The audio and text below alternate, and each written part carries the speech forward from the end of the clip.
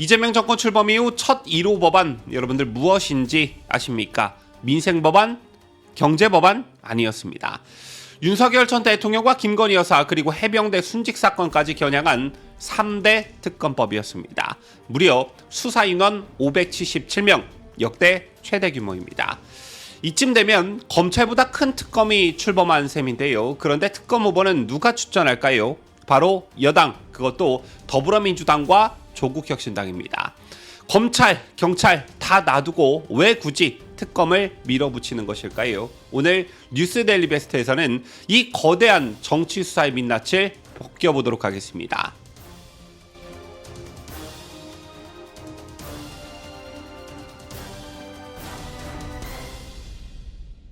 시청자 여러분 안녕하십니까? 뉴스 데일리 베스트 미네커입니다.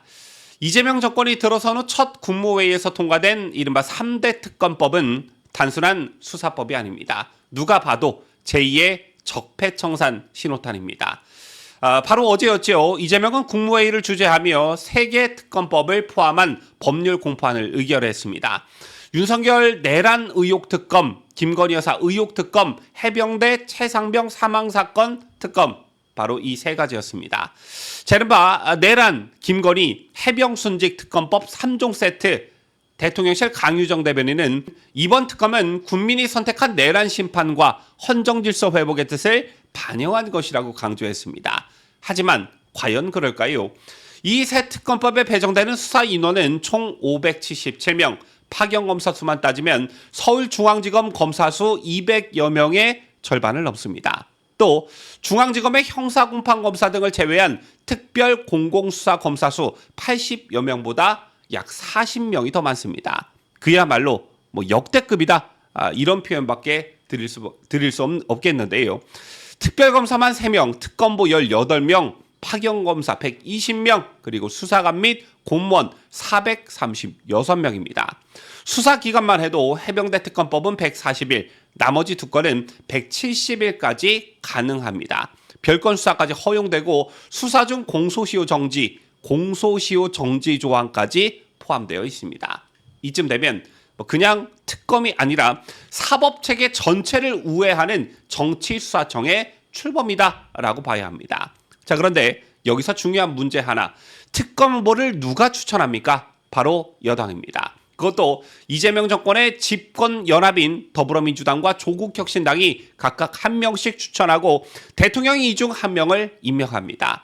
제3의 중립기구나 여야 협의는 없습니다. 아예 처음부터 정권이 직접 설계하고 임명하는 특검, 검찰보다 더한 친정권 수사기관이 만들어지는 셈입니다.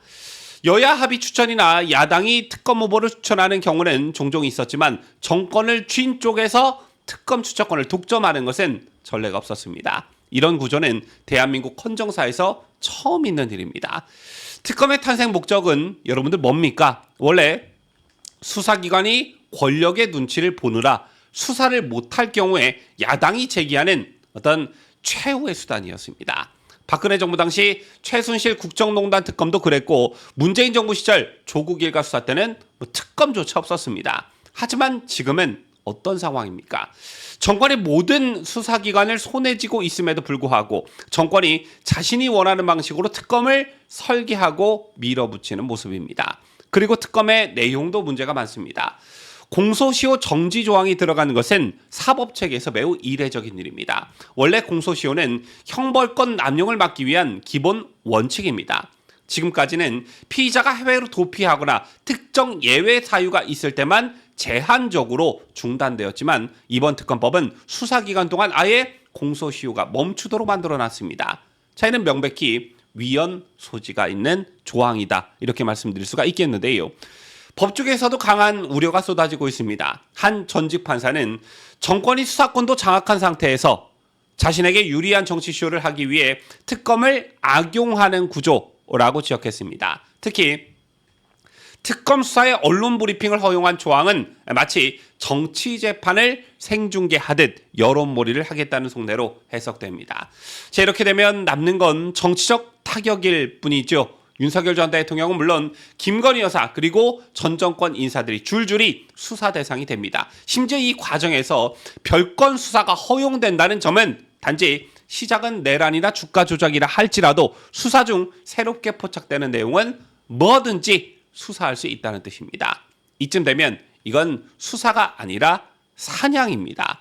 적어도 올 연말까지 보수파 진영 전체를 탈탈탈 털어 무력화시키겠다는 정치적 의도가 뻔히 보입니다.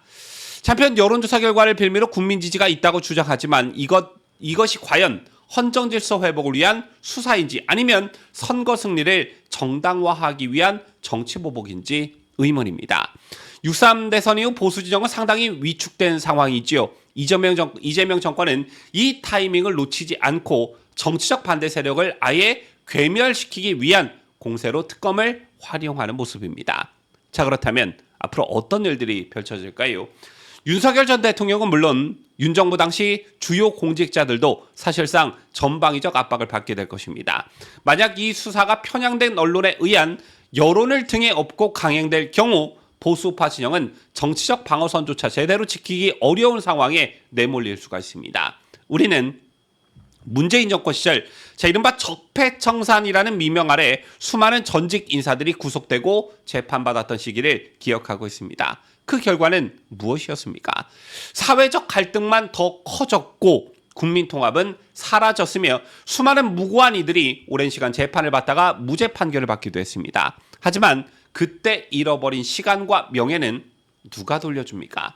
기억하시다시피 문재인은 지난 2017년 박근혜 전 대통령에 대한 탄핵 심판이 진행될 때부터 적폐청산을 주장해왔고 집권 후 각 부처에 적폐청산 TF를 만들어 본격적으로 과거 정부 일들을 파헤치기 시작했습니다.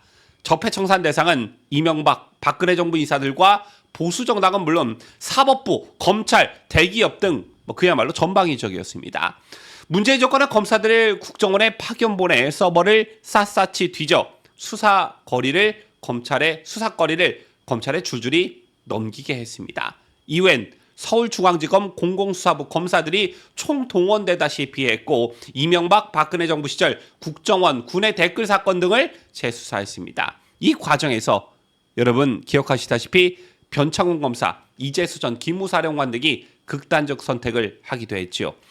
또한 문재인은 대법원장의 좌파 성향 법관 모임인 우리법연구회 국제인권법연구회 회장을 지낸 김명수 판사를 임명했지요. 이후 무례야기 법관들을 분류해 인사불이익을 줬다는 이른바 판사 블랙리스트 의혹이 나왔습니다. 법원 1, 2차 자체 조사에선 판사 블랙리스트는 없었다는 결과가 나왔지만 김 대법원장은 3차 조사까지 벌였고 결국 검찰에 수사도 의뢰했습니다. 이후엔 특수부 검사들이 동원돼 법관들을 수사 기소했습니다. 그러나 기소된 이들 대부분 무죄를 받았습니다.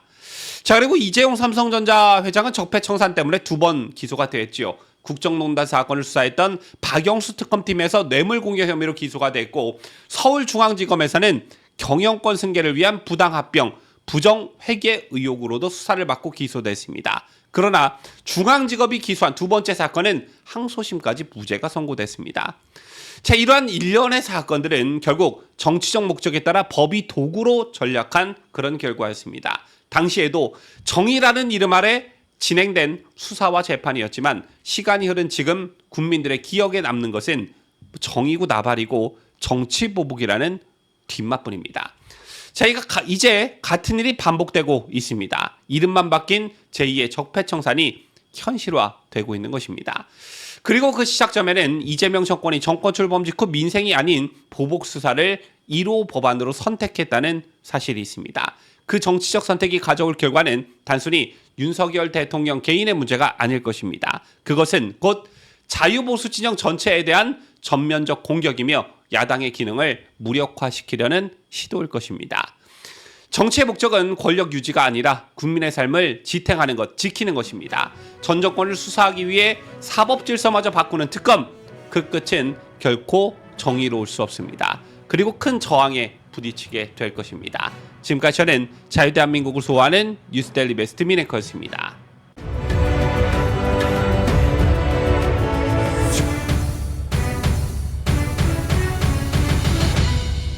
함께해요. 뉴스 데일리 베스트